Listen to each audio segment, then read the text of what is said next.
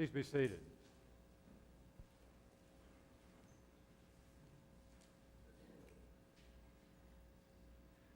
I would like to start my remarks today by expressing to you my deep gratitude for allowing me to be away. Someone asked me if I missed you. I said, well, not for the first few minutes. But then I did, for most of the time.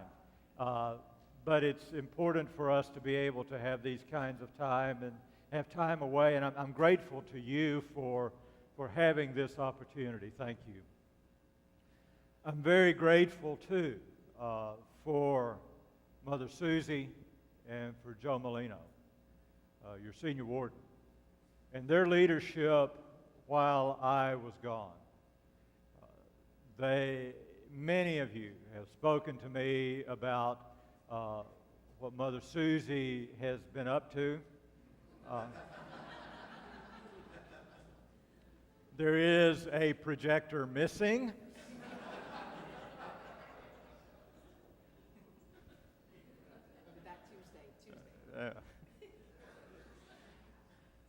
But mostly what you've told me about her is how wonderful the time has been with her and how great her homilies have been. And I'm grateful to you, Joe, and I'm grateful to you, Mother Susie. Thank you so very much.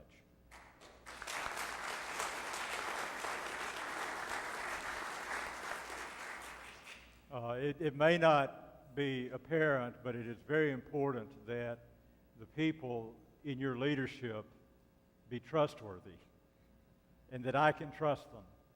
And one of the great things about being able to work with Mother Susie and Joe are that I know in going away that I don't have to worry about what I come back to. And what am I going to have to do when I get back? Not just that, but the great leadership of them and of the folks in this parish. Robin and Paula in the Feasibility campaign, a Feasibility Study, which if you've not gotten your forms back, we hope you'll do that soon. We need your input. But the things that are happening kept happening. The work of the parish continued. It didn't stop and wait for me to get back. And I think that's a great testament to who you are and who your leaders are. And I am very, very grateful to be in a place where this kind of ministry happens.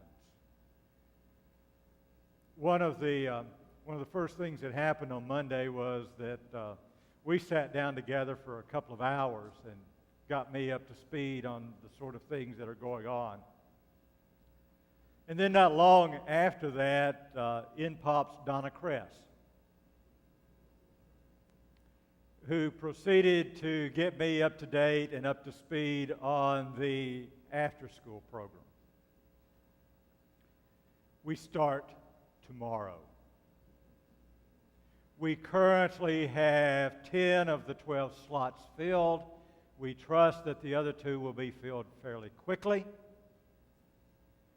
We are excited. We're a little scared.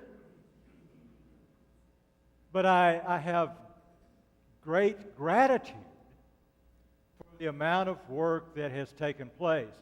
One of the things that Donna said to me on Monday was, things are falling into place. I said, Donna, they're falling into place because of your hard work. Your hard work. That's how things happen. It's not magical. We put our hands on things and we help make them work.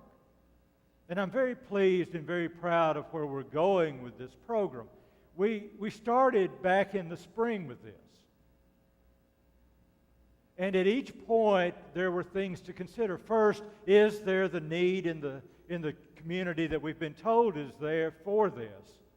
And then once we could establish that, what will it take to make this happen? How can we get the funding to do this? How can we find the volunteers? Where can we get the leadership?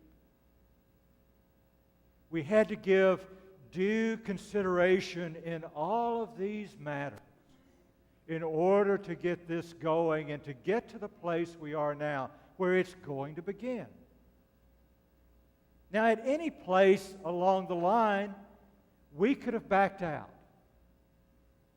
We could have said, we can't do this, but we didn't.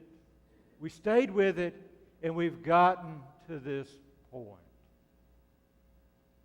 In our Old Testament lesson today, I love this text from Jeremiah. It's the opening words, and he says, God came to me and spoke to me and said, before I formed you in the womb, I knew you. Oh, my. My. I love hearing that. I put myself in Jeremiah's place, and I hear God saying that to me, and it feels so good. Before I formed you in the womb, I knew you, and I consecrated you to be a prophet. So what does Jeremiah say in this dialogue with God? He says, oh, but like Moses, I don't talk good. So I can't be a prophet. And by the way, I'm only a boy. Now, I've come to believe that in our lives of faith, there are various and sundry four-letter words. They're not the ones you're thinking about. I know you, and I know you're thinking about them.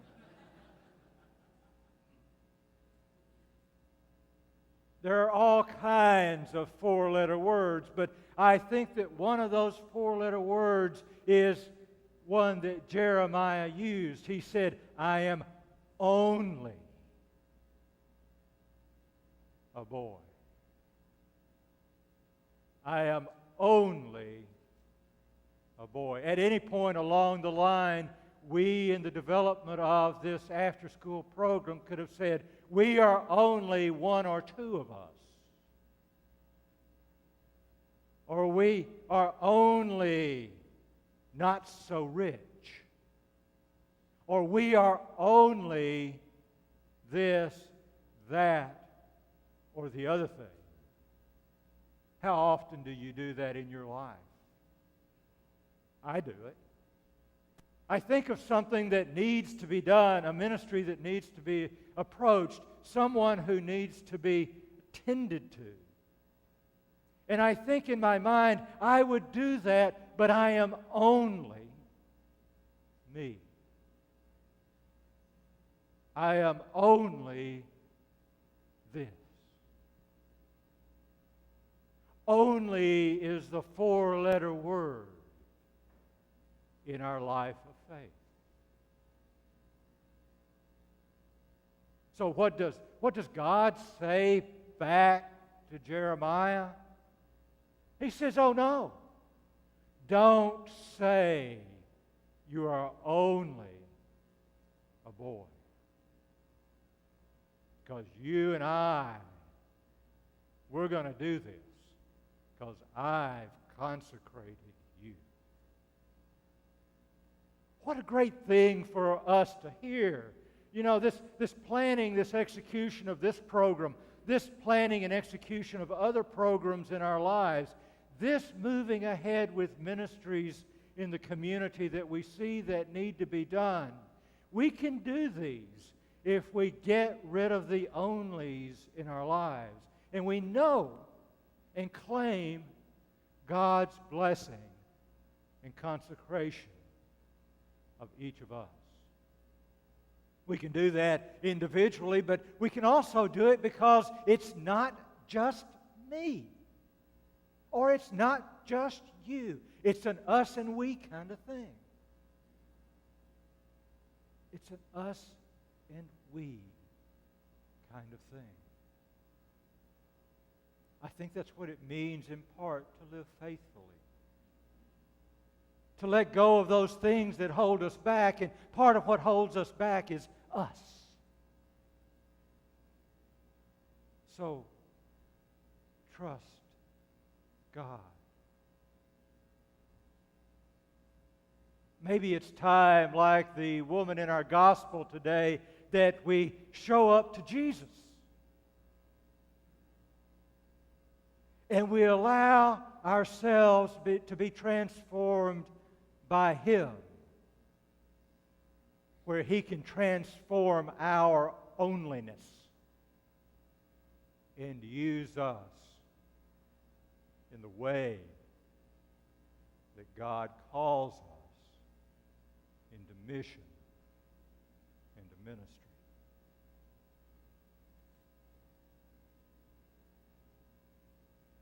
I sat Thursday with a big group of volunteers for this endeavor, this after-school program. And I thought, it's not only us. There are people who are coming in for season that want to be part of it. There are people in this room maybe who've considered it and want to be part of it. It's not only us. And I thought about the various things that we're doing. And I thought, it's not only them, it's not only those, it's not only us, it's us. But it's us with God's help.